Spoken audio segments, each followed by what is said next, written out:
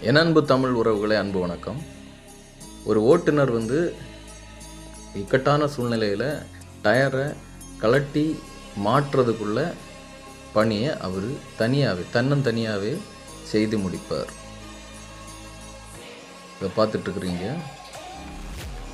தானாக கழட்டி தானாக மாற்றுறதுக்குள்ள பயிற்சியும் பெற்றவராக இருப்பார். இக்கட்டான